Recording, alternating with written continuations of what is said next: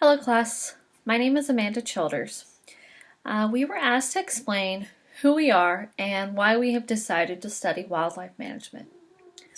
I am an Army spouse and we just PCS'd from Fort Wainwright, Alaska to Fort Bragg, North Carolina. We loved Alaska, especially the summers, and the northern lights were spectacular.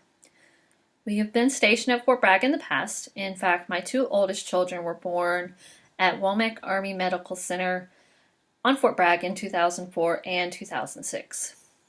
I really enjoy the outdoors, hiking, fishing, gardening. I have already started planting my garden for this summer. I do not currently have a job, as I left my job as a restaurant concept manager with the Exchange at Fort Wainwright. I have been with that company for over 10 years, so I am actively searching for one, but it has been difficult. Why did I choose to study wildlife management? As mentioned earlier, I love the outdoors and am very interested in methods that are used to manage wildlife populations.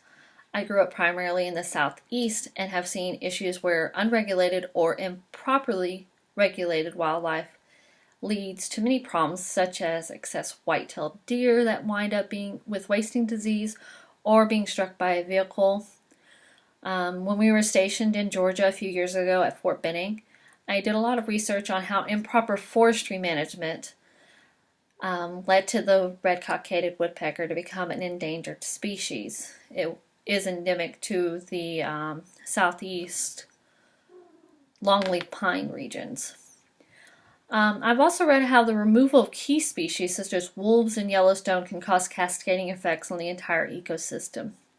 I find it fascinating how each species plays a specific role, and that sometimes when even one species is displaced or another species that is native is introduced, can cause significant harm to the entire habitat, such as the inadvertent introduction of zebra mussels, who could outperform native species and damage other filter feeding organisms in the rivers and streams that they've spread to.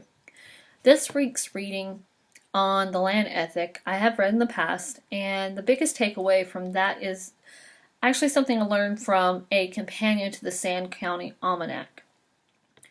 We should view ourselves as a part of nature, not apart from nature.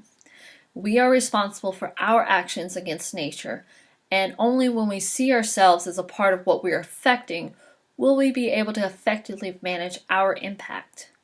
I hope that this class will give me a better understanding of management policies and allow me to incorporate my knowledge gained from this course into my career. Thank you.